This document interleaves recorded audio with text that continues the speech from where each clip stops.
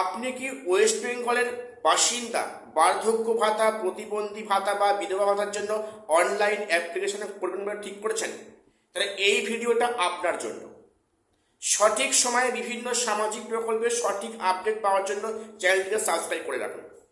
আদৌ কি বার্ধক্য ভাতা, প্রতিবন্ধী ভাতা বা বিধবা ভাতার অনলাইন ফর্ম ফিল আপ আদৌ শুরু হয়েছে বা হচ্ছে? যেখান থেকে সাইবার ক্যাফে মানে ওখানে ফর্ম ফিল আপ করছে, ওটা কি আদৌ সঠিক ওয়েবসাইট, ওই সঠিক আপডেট? আমি আজকে সে নিয়ে ডিসকাস করব। ভিডিওটা স্কিপ করবেন না, সবটা দেখুন।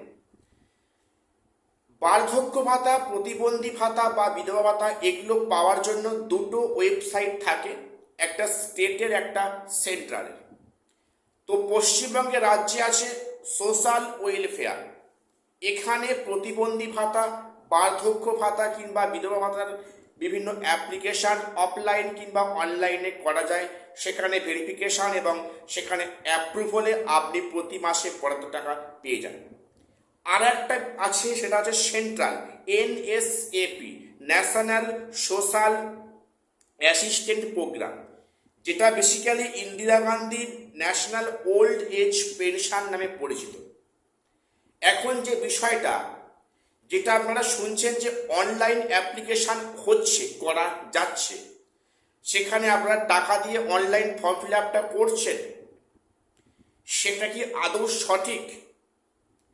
আচ্ছা, একটা কথা বলে রাখা ভালো, Indira Gandhi national old age pension যেটা NSAP ওয়েবসাইটে হচ্ছে বা উমাং অ্যাপের মাধ্যমে হচ্ছে, মোবাইল অ্যাপসের মাধ্যমে বা সাইট থেকেও করা যাচ্ছে, সেখানে যারা অ্যাপ্লিকেশান করছে ওটা কি আদৌ অ্যাপ্রুভ হবে?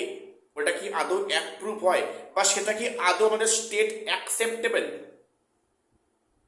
এটা প্রশ্ন।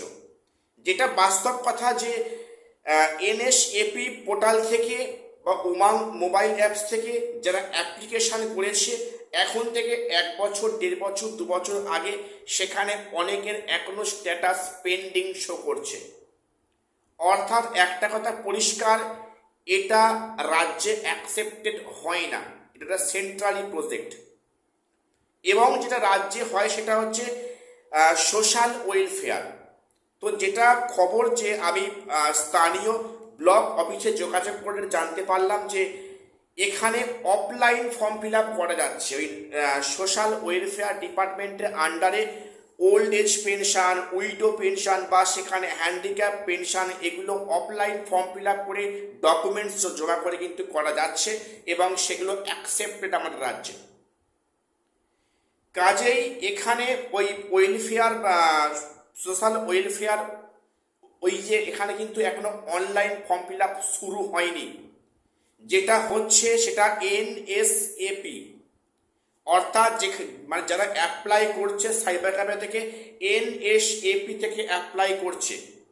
যেটা অনেক ক্ষেত্রে হয় কি 1 বছর 2 বছর পরও সেটা অ্যাপ্রুভ হয় না, একই স্ট্যাটাস শো করে, পেন্ডিং বা সেখানে সাবমিটেড শো করে, অ্যাপ্রুভ কিন্তু সাধারণত হয় না, কারণ এটা স্টেট গভর্নমেন্ট, এটা প্রজেক্ট আদৌ নয়।